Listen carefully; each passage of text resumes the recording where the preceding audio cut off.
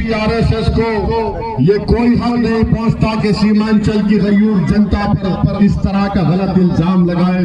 सुन लो BJP RSS वालों, तुम्हारा इल्जाम का जवाब इंशाअल्लाह ताला जो कि हाट और सीमांचल की जनता पतंग छाप पर वोट देकर तुमको बताएगी।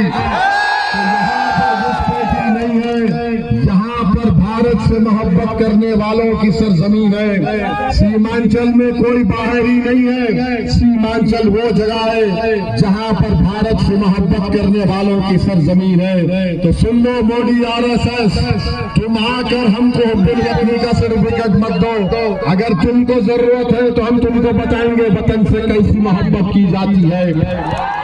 तीसरी बात मेरे अजीज दोस्तों और बुजुर्गों, मोदी, अमित शाह, नीतीश कुमार, चिराग पासवान और कुशवाहा साहब ने एक काला कानून बनाया है वक्फ के ऊपर। इस कानून के जरिए बिहार और पूरे देश की मस्जिदों को छीनने की कोशिश की जाएगी, दरगाहों को छीनने की कोशिश की जाएगी, खानखाहों को वीरान करने की कोशिश की जाएगी, कब्रिस्तान की जमीन पर कब्जा करने की कोशिश की जाएगी।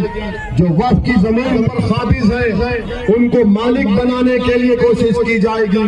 और आप जानते हैं कि भारत की पार्लियामेंट में जब इस तरह का काला कानून पेश किया गया था तो देश ने देखा, बिहार और सीमांचल की जनता ने देखा, अगर कोई उस काले कानून को कानूनी दलीलें देकर उस कानून की धज्जियां उड़ाई और उस कानून को कहा ये काला कानून है। हमने बीजेपी के 300 एनडीए के एमपीज के सामने हमने कह दिया हम इस कानून को नहीं मानते, ये कानून भारत के संविधान के खिलाफ है। और असदुद्दीन ओवैसी ने उस कानून को फाड़ दिया।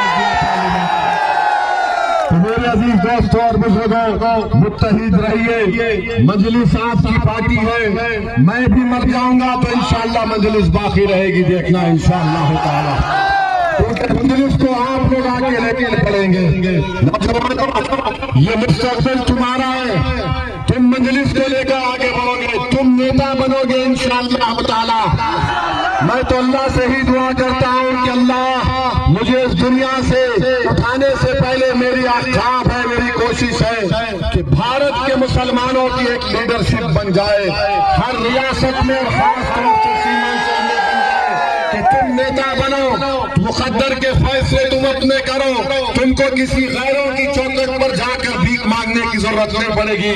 जब तुम नेता बनोगे तो तुम्हारे पास इतनी ताकत आ जाएगी कि तुम इंसाफ करोगे, तुम जुल्म नहीं करोगे और सीमांचल में